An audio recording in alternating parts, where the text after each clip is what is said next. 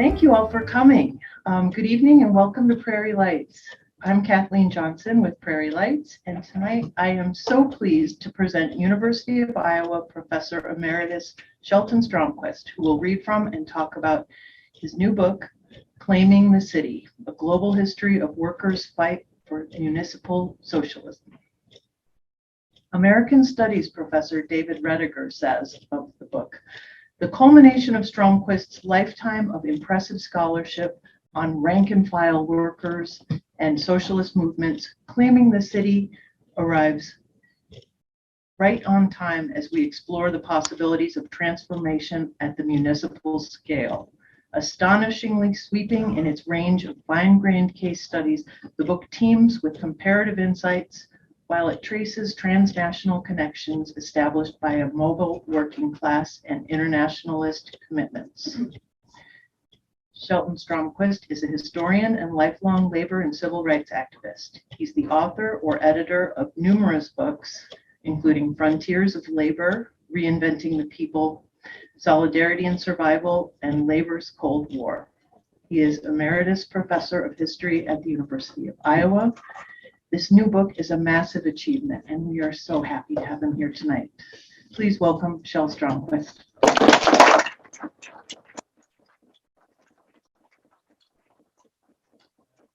The emphasis on massive was, I think, well taken there. I'm really delighted to see everyone. This is really, really heartwarming and just gratifying to connect with you all this evening. And I'm very pleased with all of the support that this event has had from Jan and Kathleen and Sam, who bailed us out technically at the last minute this afternoon. And it's, you know, it's really an opportunity to share a bit of this big book with you. I thought I could start reading from page 1 and just see how far we get. but on second thought, I thought maybe that wasn't the best strategy. So maybe a better alternative is to give you a bit of an overview and then to dive into what I think are some of the highlights of the book. So this approach started as a kind of faux interview with myself. So I posed a series of questions that are really softball questions, and I'm counting on you to provide the hardball alternatives when we get to the discussion part. So here's the plan. After a brief overview, I want to give a taste of the kinds of challenges that working class activists face in their efforts to change the conditions of everyday life in urban settings in the late 19th and 20th centuries, and to assert their democratic rights. And, you know, one might think that is obvious, and yet even in countries, including Germany, where parliamentary voting rights were reasonably well established for men, the municipal franchise was almost invariably highly restrictive, and that's by design.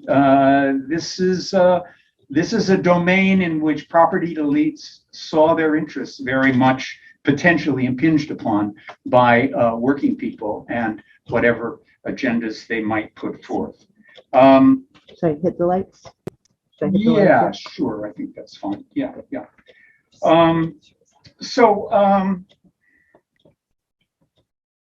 I'm going to come back periodically, both in what I read, but also in the comments. A little bit more. Yeah, that's to the transnational, or what I prefer to call translocal aspect of this story. And I'll try to fill in what I mean by translocal, which is kind of an odd and somewhat new term. So now for the overview and the softball questions that I'm posing for myself. So how did this project develop, and what drew you to it? I've had a long interest in working class politics. and have found it, in its origins and evolution a kind of dynamism within particularly urban settings that offered tremendous opportunities at times for pretty profound social change. And that was true in the past and at various points, and it's, I think, also true in the present. And I'll come back to that a bit too. I've also been very impressed and engaged by the importance of local study because it's in the locality that it seems to me one can really grasp the human dimension and also the variability of human experience in at the community level. And the community, quite frankly, has been an important, if not the most important, crucible of working class agency and self-consciousness. It's in cities and local communities where that consciousness, it seems to me, is most profoundly shaped. Cities matter historically as sites of unfolding processes of industrialization and with the impact of migration and immigration. And I want to read just a short bit from the introduction that kind of highlights that part of the story. And it's always a challenge to find it, but not so much.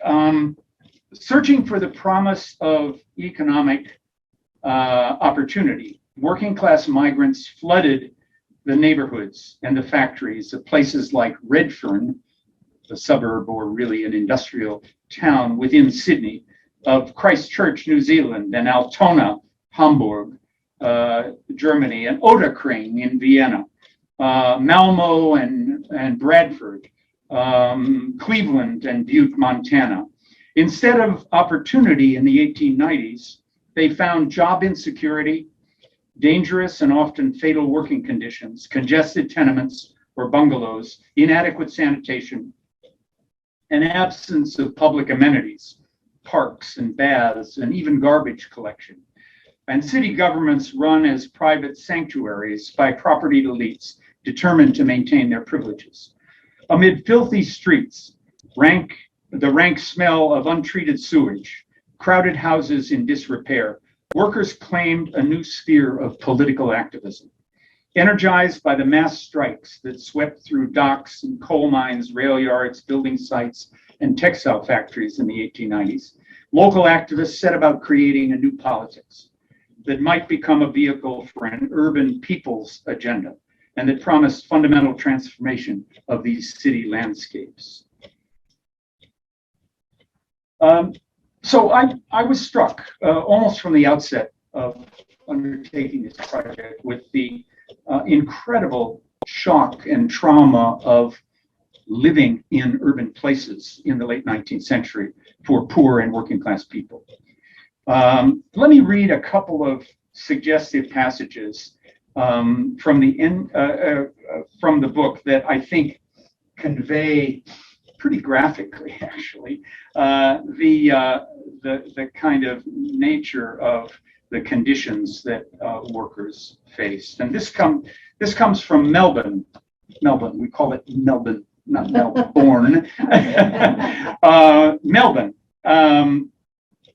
And a particular city within Melbourne. Australian cities and also other places as well often had multiple municipalities with their own local governments within a wider metropolitan area.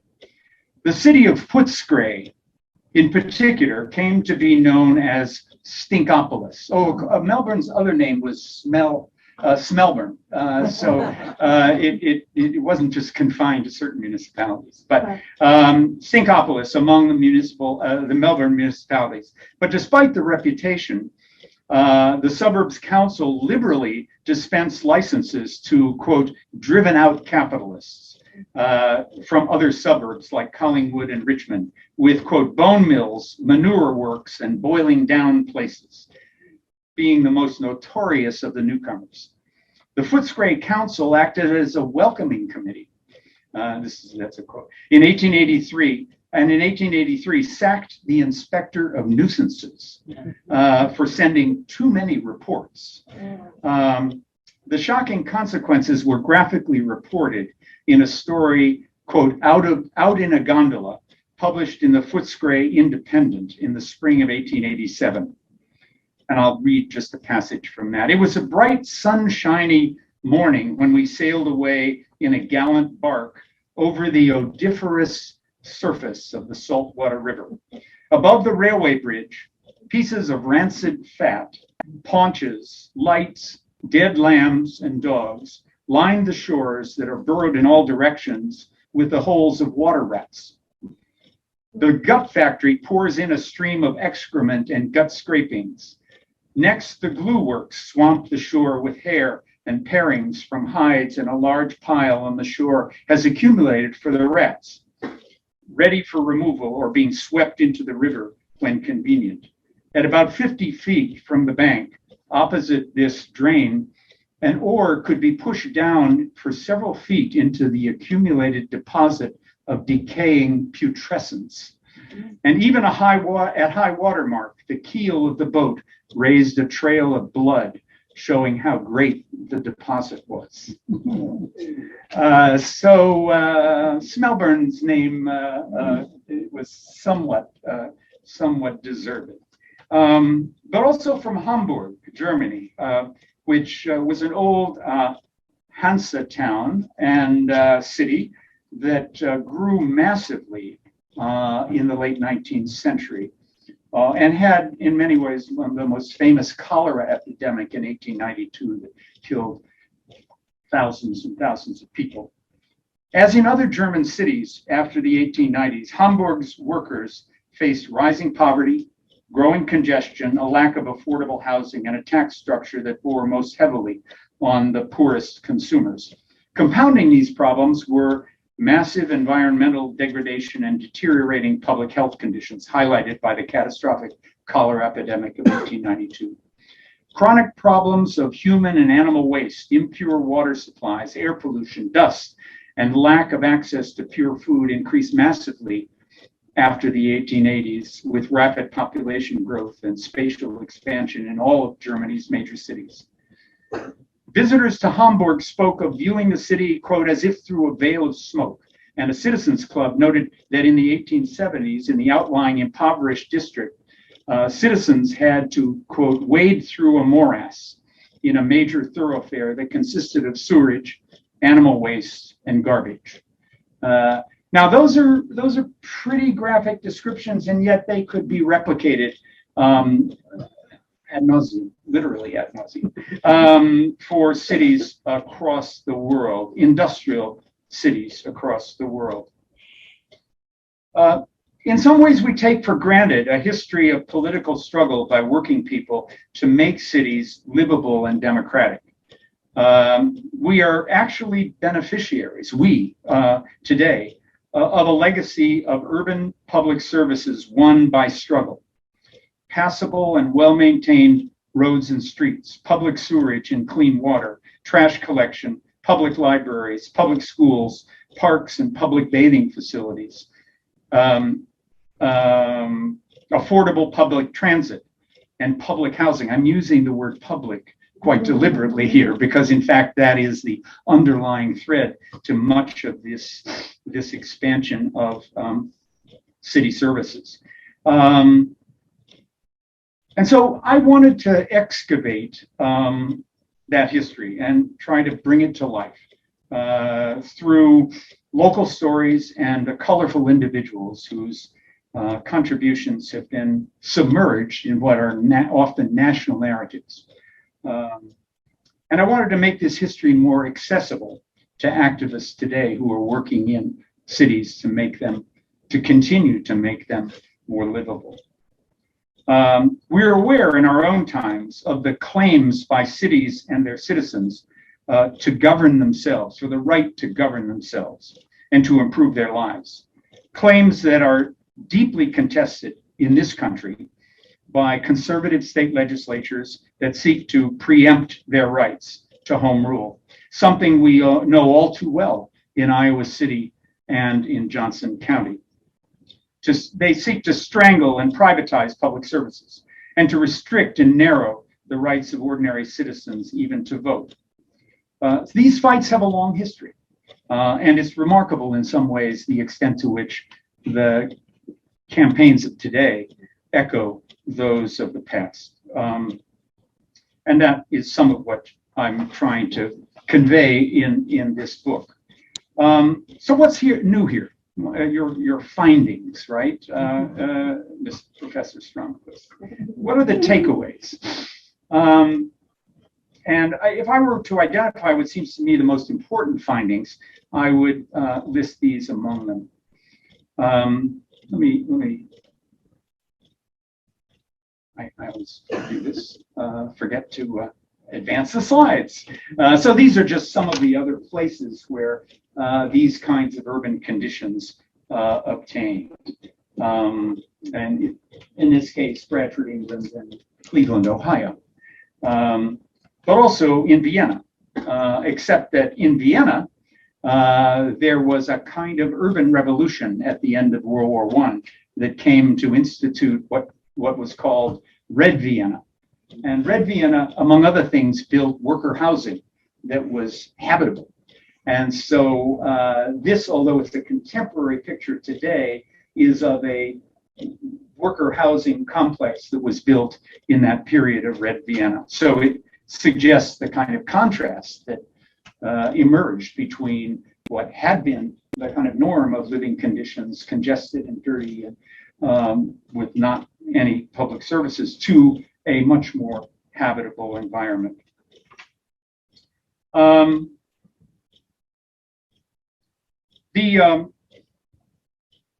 I guess the first finding, I would say, is that the late 19th century saw a profound break in the social order, what we often call in the US the Great Upheaval, and the emergence of new social democratic politics.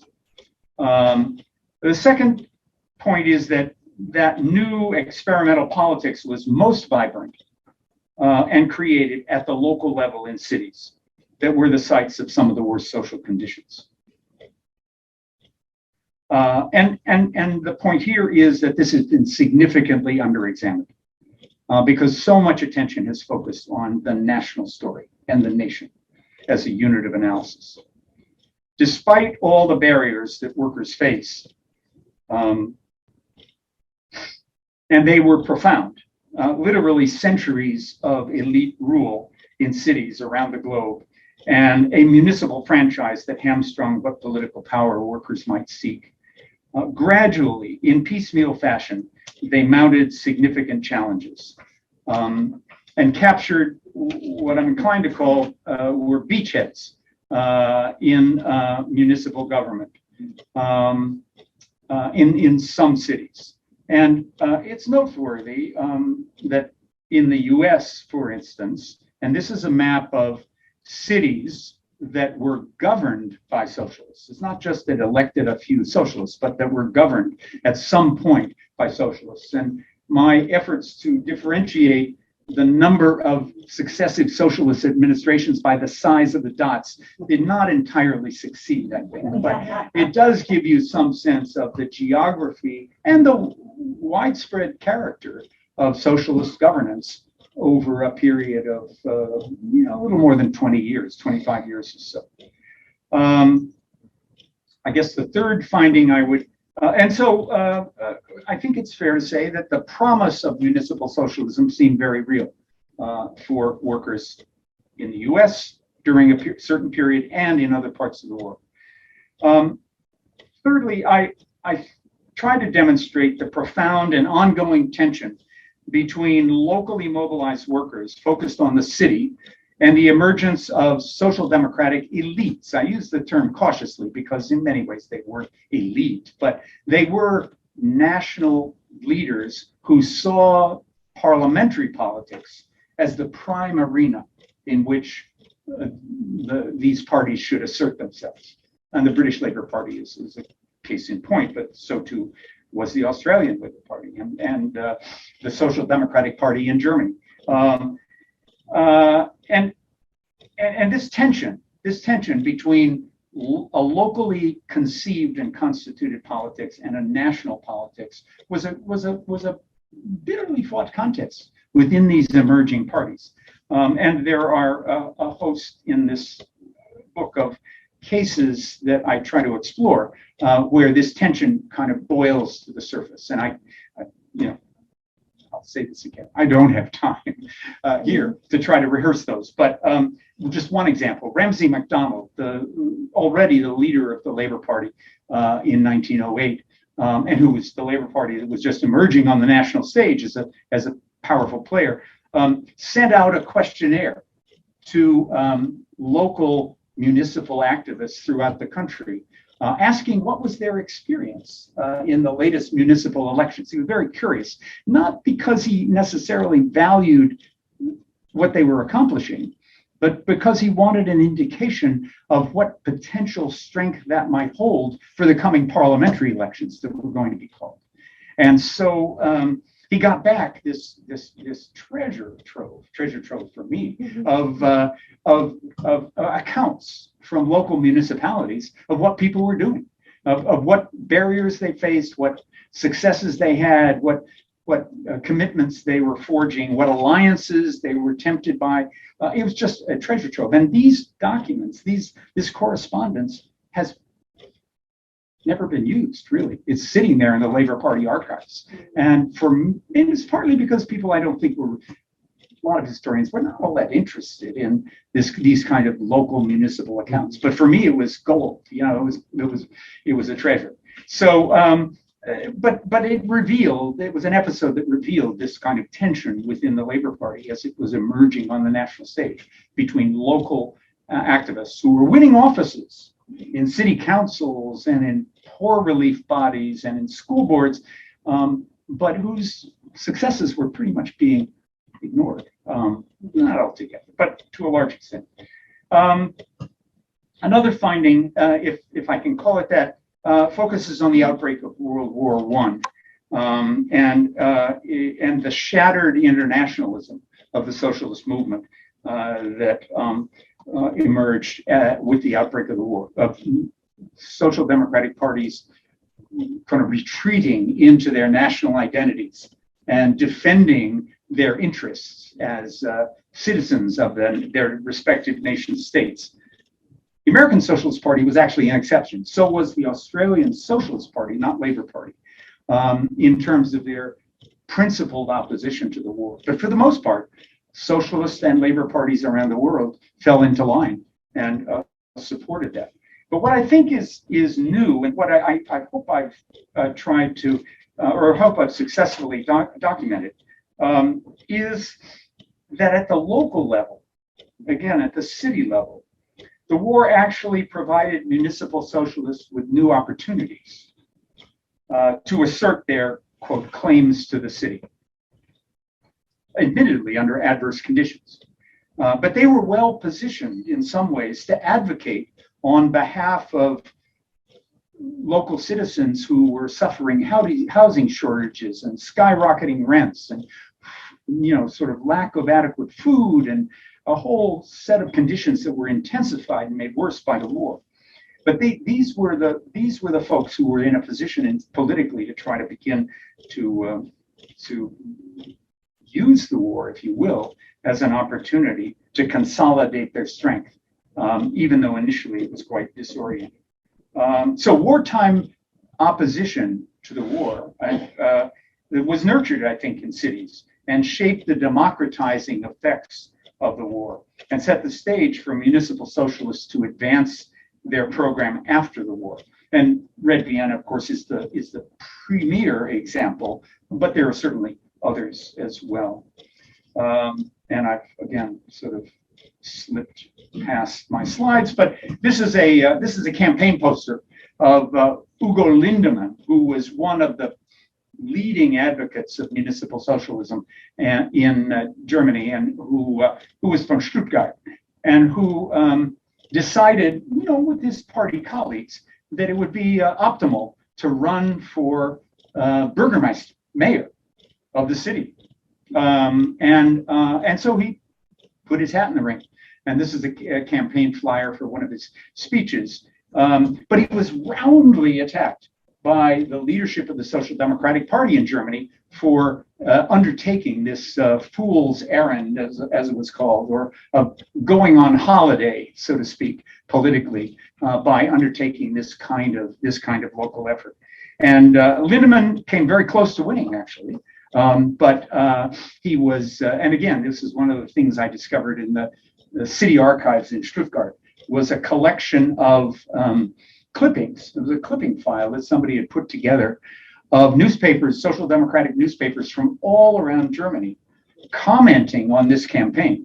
So it was clear that this had hit a raw nerve, and that people were coming out of the woodwork to challenge what Lindemann and people like him were trying to do. Lindemann's a very interesting story, and again, somebody whose historical role in all of this has been understated, and he's an interesting character. Spent time in England observing the Independent Labour Party as it emerged in the 1890s in England, as did Edward Bernstein, the father of revisionism. But he came back to Germany with very much a kind of deep commitment to this notion that you could build a politics from below.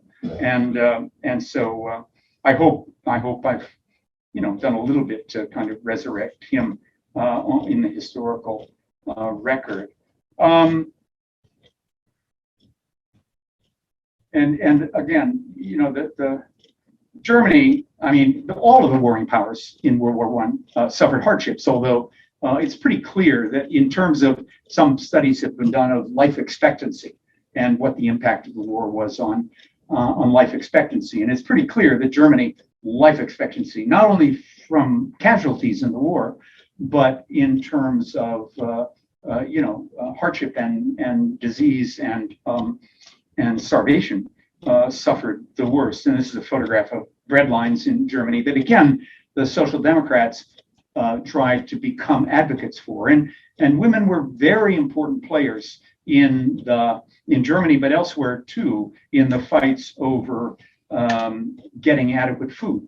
And there were food riots in any number of cities around the world during the war that were often led by women, and in which women played a very prominent role.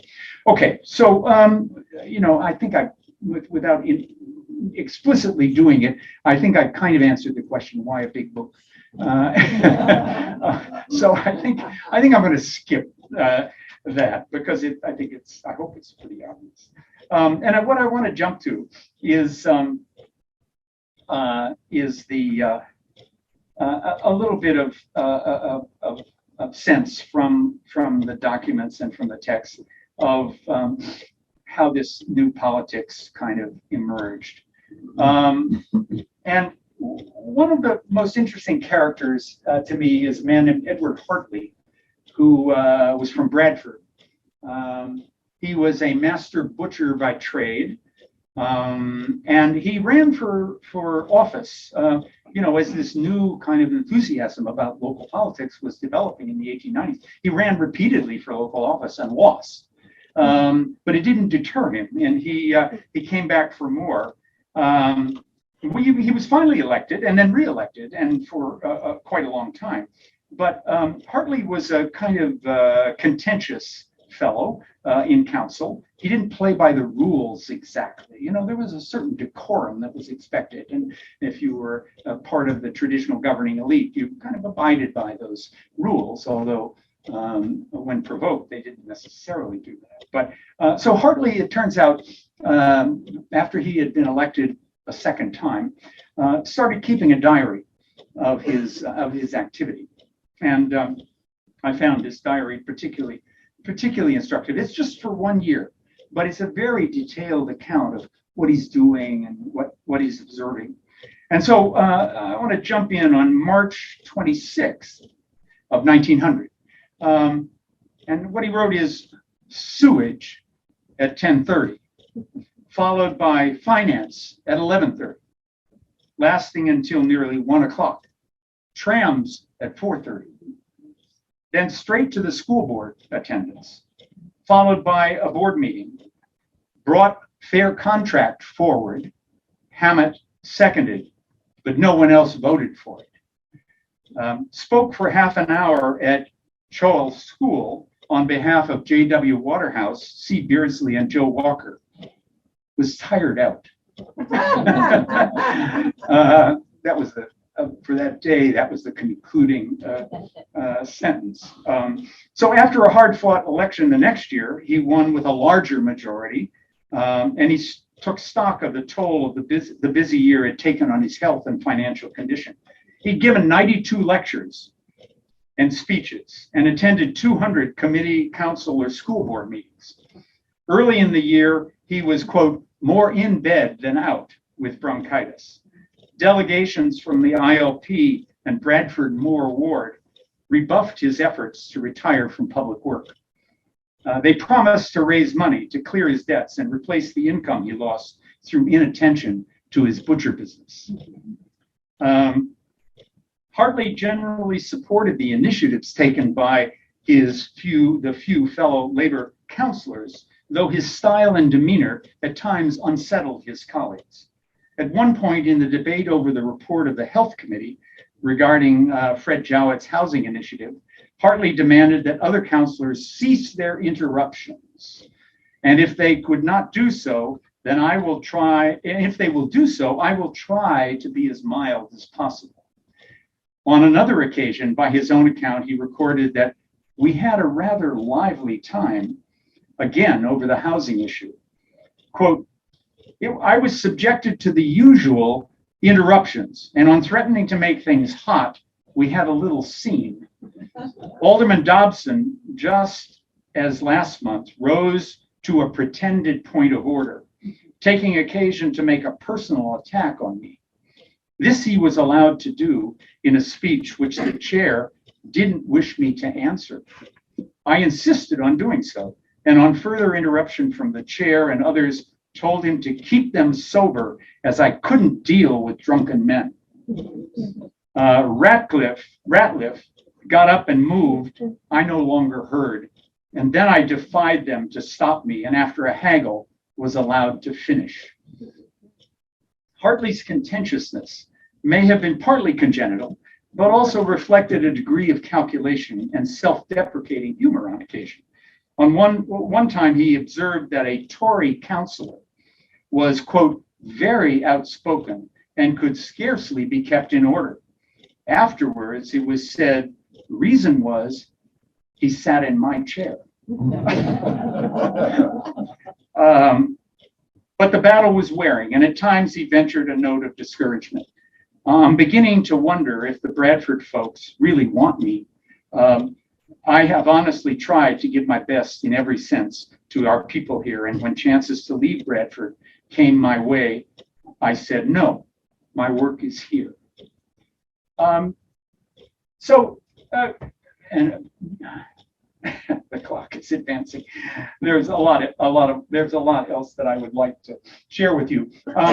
But underlying this kind of new activism in the municipal arena was a very vibrant and very optimistic kind of new awakening among working people to the possibilities that life could actually be different, that we didn't have to live this way under the thumb of governing elites.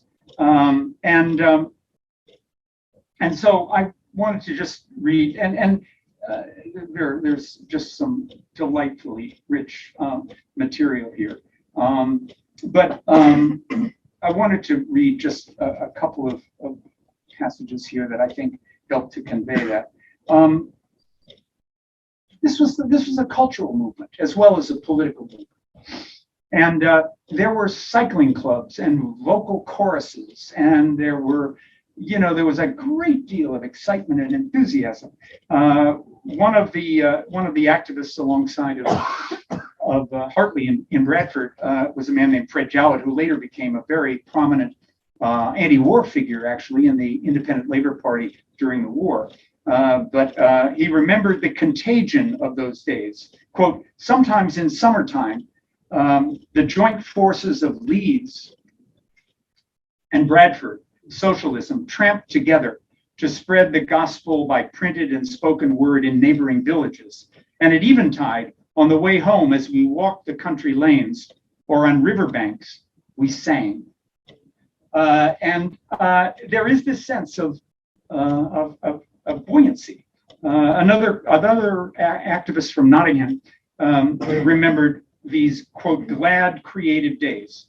Even those of us who lived through them did not realize how happy and privileged we were. Arid-minded highbrows thought it was trivial. The politically orthodox disliked it. Socialist doctrinaires declared that its economic basis was not sound. But the man on the street accepted its teachings, to which he gave the intense fervor of a happy convert. And then, so one of the things that was part of this kind of growing movement locally was the occasional presence of prominent speakers who would come through and kind of reinforce the message. And, you know, people like Keir Hardie and Philip Snowden and William Morris, Bruce Glazier, Fred Brocklehurst, Ben Turner, other notables, but also a group of women who were particularly prominent and effective speakers. Catherine St. John Conway, Margaret Macmillan, and Carolyn Martin. One observer in Eagly heard Carolyn Martin, the much admired ILP lecturer, at an outdoor meeting in 1894. And he wrote the following, quote, "I knew nothing of the subject of socialism and did not really care to learn much about it.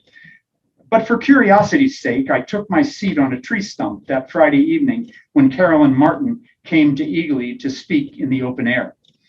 In company with 200 or 300 people, I listened to an exposition of socialistic principles, illustrated and interspersed with sayings and doings of the carpenter of Nazareth. I wonder at what seemed to me the intrepidity and courage of a young and defenseless woman grew and changed to amazement at myself that I had never seen these things in this light before. She had spoken as no woman ever spoke before in my hearing. Scales fell from my eyes, and ere long, I was a socialist."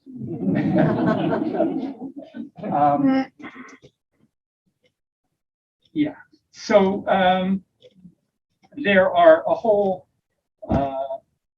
host of women who become major figures in this movement in Australia and New Zealand, but also in Britain and in the US.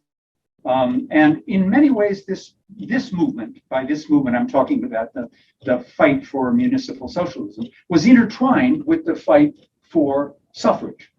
And the fight for suffrage was a battle that was being fought on many levels, not the least of which was at the municipal level.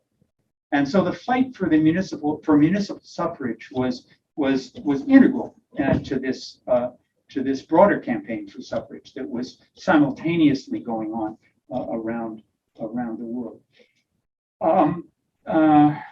Lillian Locke was a labor organizer and suffragist in 1905 in and around Melbourne. She eventually went to Tasmania. Vida Goldstein, who was much better known, journalist and women's rights advocate from Melbourne, came to the US to attend kind of women's rights and suffrage gatherings and took back what she learned and applied it in Australia. Stella Henderson was a lawyer and a journalist and a women's rights activist in Christchurch, New Zealand, and eventually in Melbourne. Again, you see this kind of movement of people from one country to another and one milieu to another.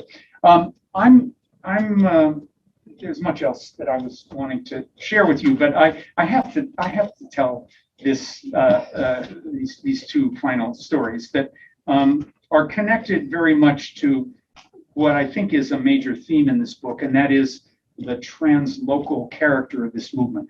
There used to be a distinction that social science historians made between locals and cosmopolitans. These were two kind of different groups of people. And what I would argue is that these activists that I'm looking at were local cosmopolitans, and that they had very much a powerful sense of themselves as part of an international community. They traveled across borders. They compared notes with comrades in other cities. They read each other's pamphlets, and they published accounts of what they were doing, what was going on in cities around the world in their local labor newspapers.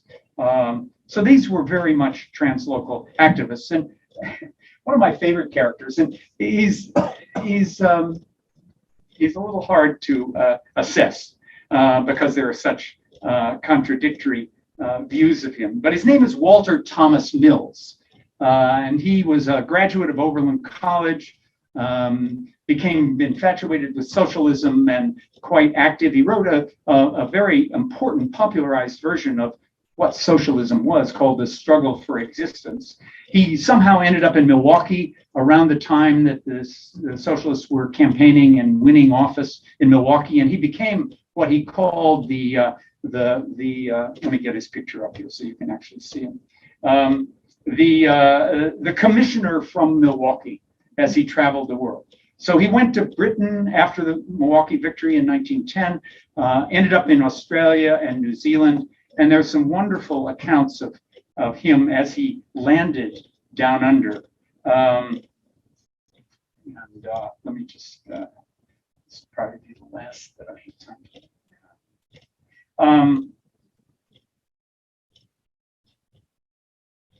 Mills moved from Britain to lecture for several months in Australia before accepting an invitation from the Trades and Labour Council's Federation of New Zealand.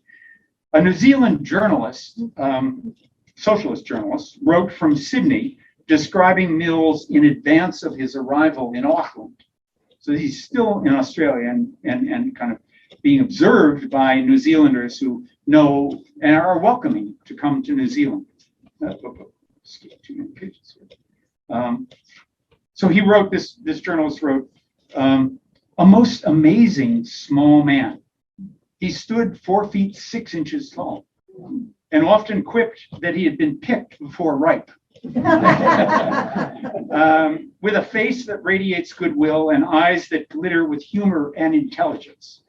A quaint little figure on the front of the stage, a gray leonine head, startling changes of expression in the magnetic eyes, wonderful modulations in the clear American voice, a penetrating, clutching, arresting influence, a torrent of socialist oratory.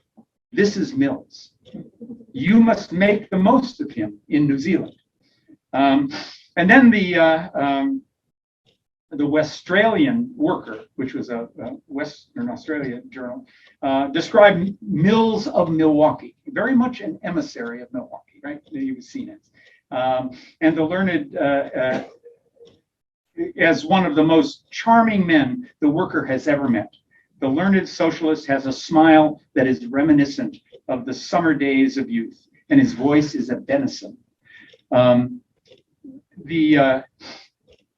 Ramsay MacDonald heard him speak in England and said it was one of the finest pieces of socialist oratory he'd ever heard. So whether Mills was a charlatan or an inspirational voice for socialism, and here's where the debate, because he stays in New Zealand for 2.5 more years organizing, and indeed becomes the center of the polarizing conflict within the emerging New Zealand Labour Party, trying to bring unity to the different factions. And of course, nothing makes you an enemy more of everyone than trying to hold that middle ground. But in any case, there are very mixed reviews ultimately about Professor Mills.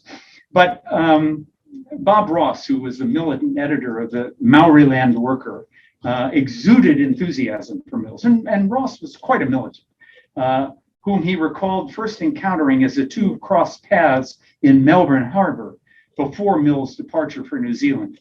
Quote, "The professor held a meeting, the soapbox being a bag of potatoes. Didn't the people stare? And didn't I blush? I carried with me on the voyage a picture of the genially and shall I say bizarre-looking little professor talking internationalism to the astonished Marama's crew and passengers and to the wharf workers and wharf visitors. Mills, I mean, he's in many ways a kind of odd character, and but what's he doing? Playing this role as an American socialist in the New Zealand Labour Party, and yet somehow he was accepted for a while, and he learned to speak the language, so to speak, in ways that made him quite acceptable and quite welcome. I'm going to read one final passage, and this is from the beginning of the book, in case you might be wondering. This is where I might have started, but decided not to. And this brings us back to E.R. Hartley and to a fellow named Jim Thorne. It's a wonderful name for a socialist agitator, right? Early in the 20th century, E.R. Hartley and Jim Thorne joined a transnational circuit of socialist agitators. They came from worlds apart, but they had much in common. Not the least was an abiding commitment to remake cities into humane spaces where workers like themselves might create a new politics that addressed the most pressing issues of everyday life. They both worked for Robert Blatchford's Clarion van, which was a kind of van that was carried throughout the country and had speaking times in local communities that a major orator would hold forth and try to rally people who might be new to the cause. Hartley, a master butcher, as I've said, had been a city councillor and an active member of the Independent Labour Party in Bradford, England, for a decade and a half before he set out on a recuperative journey. If you recall his diary, you may understand why he needed recuperation. To set out for Australia on a recuperative journey with the intent of staying a year. It's a long voyage, so you didn't just turn around and come right back. But there were also good reasons to be there. Thorne, a younger railway shop worker from Christchurch, New Zealand, had been actively organizing workers around municipal issues in his hometown since 1905.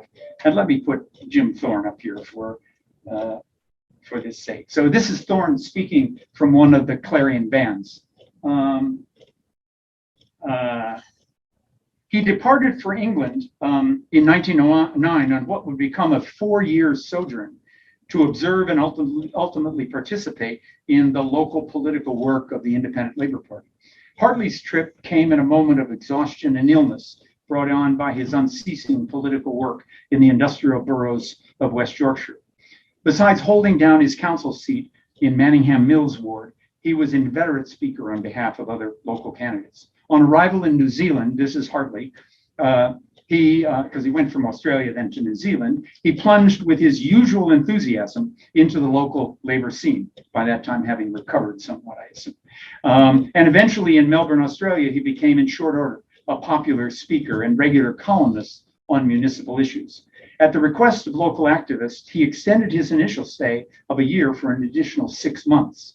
Jim Thorne, after more than a year speaking in London, to crowds on the virtue of socialism, joined the Forward van. This is another van, socialist van up in Scotland, for another 3 years, where he came to be regarded as, quote, one of the finest propagandists in the country.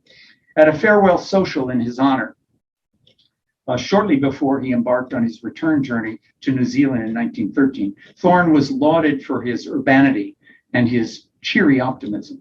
He assured his comrades, quote, that whatever energy and capacity he had would not be lost to socialism, as he would soon be in the thick of the fight after he landed in New Zealand. And I don't know, I think he was pretty tuned in to what was going on in New Zealand, so he probably knew he was going to be literally in the thick of the fight when he landed in Wellington Harbor.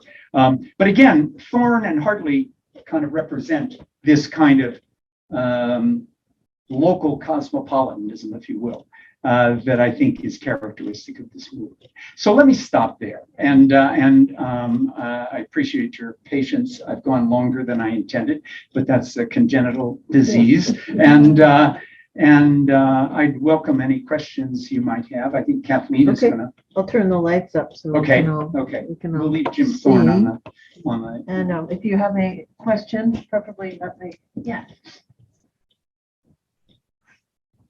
Well, I was interested in the photographs that you showed, particularly in the first part of your talk, which are documentary photographs Right. of poverty from about 1900. And as you, I know, that was a theme in American social life and political life about the same time. With Jacob Riis particularly, but also with Lewis Hine. Right. And my question is there a rich cache of these that you found in various archives around the world? And are they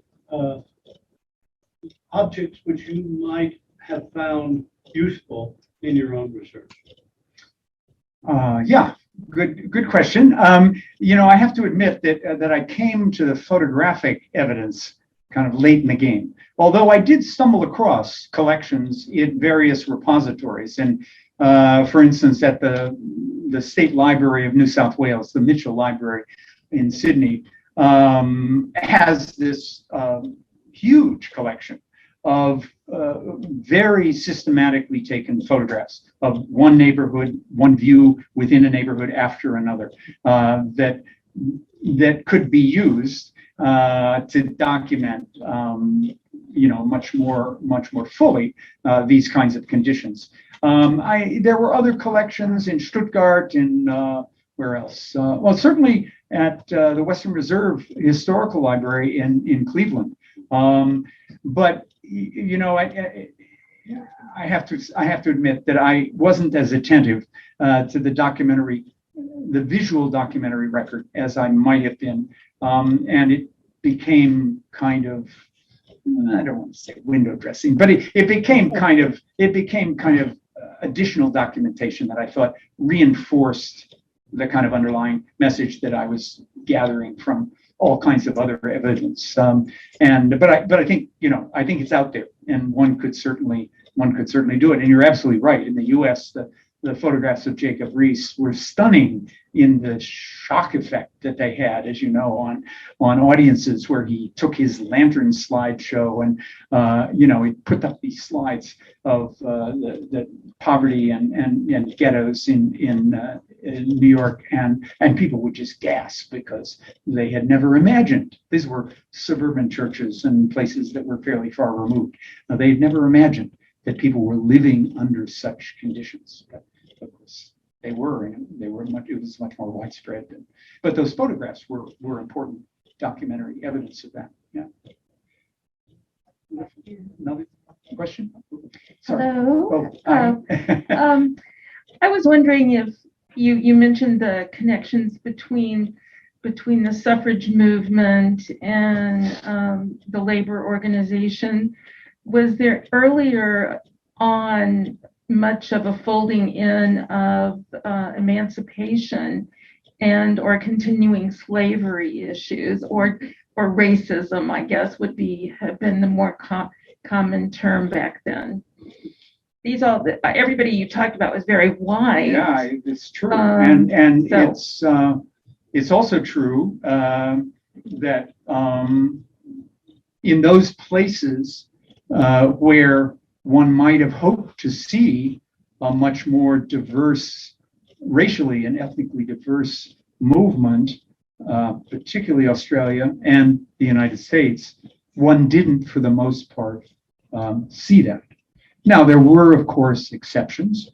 A. Philip Randolph, who later very much famed with the Brotherhood of Sleeping Car Porters, and ultimately, toward the end of his life, the March on Washington in 1963. A. Philip Randolph was a socialist activist in Harlem in the teens and worked very hard for the mayoral campaign for Morris Hillquit, who did a respectable job, and he and his comrades in the Black community also did a pretty effective job at mobilizing Black workers for this socialist candidacy. But for the most part, I would have to say that it is a very white movement. they may have used the rhetoric of wage slavery at times to try to convey the impact that these kinds of conditions and working conditions, especially, but even living conditions, had. But for the most part, they were either. I mean, again, it's complicated because there are different strands within the movement, and there are certainly people. But there was a very powerful influence of so-called white Australia, not just in the broader national community, but in the working class movement itself, and the sense that these Chinese workers who were being brought in increasing numbers were a threat to their livelihood and their way of life. And so that rhetoric, that racially inflected or racist rhetoric, had a pretty powerful effect. And there were certainly among American socialists, and there's a section in the book in which I kind of discuss that and quote some of it. But it's pretty shocking the extent to which they were not just indifferent, but saw African Americans not as their constituency, but as racially other, and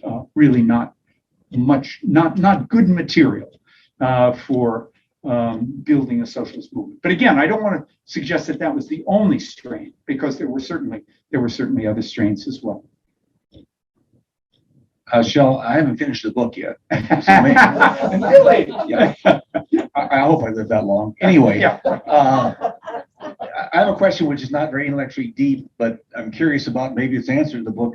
Mills and Thorne and Hartley, how did these people support themselves when they went on these lengthy journeys to these other countries? How do they maintain themselves? Well, I think in Mill's case, he charged a pretty hefty fee for his speaking engagements, and indeed, this was one of the kind of growing, grumbling complaints about Mills. He's really kind of in this for the money, and but as good a speaker as he is, there's a real kind of self-interest here. But I think in a certain sense, they lived off the land. I mean, the Clarion van provided a kind of very rudimentary stipend for these speakers who went out, and I mean, Thorne would write a weekly column in the Clarion describing his latest adventures on the stump, and being driven out of some towns and being celebrated in others, being pelted with in early May or in late September with rain and cold, but local communities supported them, but also the Clarion van had a certain kind of stipend, a very small stipend that got him through. He was not making a comfortable living that way. No family? Thorne? Any of them? Oh yeah. So Well, Jim Thorne, and at the time he was in England, had no family. He was young. He hadn't married yet, and he was kind of footloose. He came back and eventually married in New Zealand in about 1914 or 15. Came out very outspokenly against World War I at a time when New Zealand was a very repressive state with respect to views on the war, and basically went underground and lived off the land, literally, created a kind of interesting ruse that led the authorities to believe that he was writing his columns for the local paper from Australia, but he in fact was underground in New Zealand. He was eventually caught and prosecuted, spent a year in jail, got out at the end of the war, went on to still a very prominent career in politics. But interestingly enough, at the end of World War II, as quite an old man, he was New Zealand's representative to the international, what's the title of it? Ken Camille would tell us if he were here. The International Human Rights Convention that grew out of the UN. So he was New Zealand's representative to that Human Rights Convention, and then he died a couple of years later. But yeah, he had his wife wrote a memoir about her life and about his life that is what's the title of it? something about keeping left and sticking something or other. But it's a wonderful memoir that was sort of edited by a couple of young women scholars in New Zealand at the very end of her life, which was quite a bit after he died. Anyway, that's but Thorne, yeah, and Hartley had a family. I don't know much about his family, but there's not much in the record that I've seen about his family. But yeah. Okay, we have time for like 2-3 more Okay. questions. We have one here and one here. There's somebody up here toward the front too. Yeah. I had a question about the wave of municipal socialist government in the United States. What was the reaction of conservative elites, and was there a corresponding translocal rightist reaction? Yeah, that's interesting. Yeah, certainly. Yeah, the people were talking to each other, and there were. I mean, as it turned out, again for somewhat idiosyncratic reasons, I suppose, the cities of Hamilton and Dayton, Ohio, had particularly good documentation and very interesting stories. But Hamilton had a socialist government for about 4 to 6 years. Well, 4 years, and then had some socialist city councilors after that. Dayton was one of those cities that underwent a kind of reconstruction of local government in a way that essentially dispossessed its working class, although it was a very strong and politically active working class in Dayton. And that was that they, through charter revision, went to at-large elections, which meant that local activists who were well known in their particular wards, but not citywide, had tough sledding, whereas business elites and lawyers and other people who had a kind of citywide presence could do well. And they also instituted a city manager government. Does some of this sound familiar to? Yeah, I mean, Iowa City has a very peculiar mix of ward and at-large representation, but basically at-large. But anyway, there was a kind of re-engineering of local government in a lot of ways that was designed quite explicitly to disempower politically mobilized workers, and to great effect. There's quite a bit in the book about that. Yeah. First of all, thank you so much. This is just delightful. Sense your fondness for these characters. It's wonderful. Actually, you're starting to move towards one of the questions I wanted to ask you about. My big question, in a sense, is what do they accomplish? And I see your talk as kind of going along 2 lines. One is making the lives of working class people better, more sanitary, that sort of thing. And the other is sort of reforming local government, right? Getting it out of the hands of the old elites, and there's structural stuff that has to happen. You're talking now about a kind of a reversal of some of that. I'm interested to hear, where did all this what happened? Where did all this activism take them? And is there a translocal story about that? Were there sort of patterns, across these numerous case studies? Did it depend, to what extent did it depend on where they were during the war? I'm interested to sort of hear a little bit about what became of all this activism, and both in terms of lives of working people and structures of municipal government. Yeah.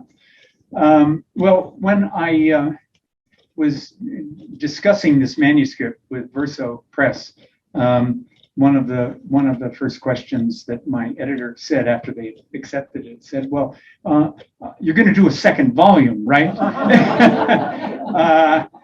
And I said something to the effect, "Well, I think an epilogue might be more appropriate."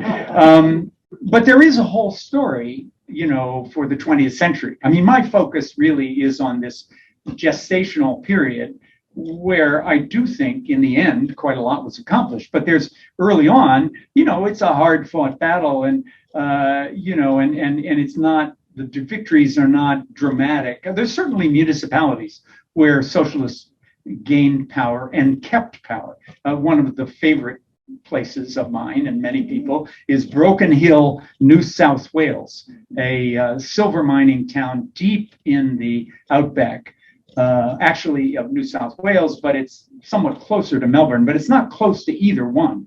I drove from Melbourne to Broken Hill, and it took me 2 full days of driving through the outback. And then when I finished doing research there, I drove another 2 days to Sydney and arrived with a rental car that was covered with insects and animal debris and all kinds of things. But in any case, Broken Hill elected a socialist government, a labor government, but in 1900, and it's had one ever since.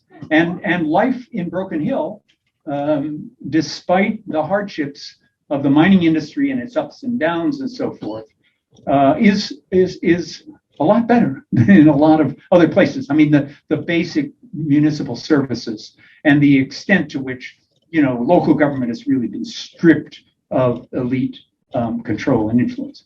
Now, I was trying to say this earlier, and I may not have conveyed it very clearly, but it does seem to me, without realizing it to a large extent, we live in cities that have a legacy from this period.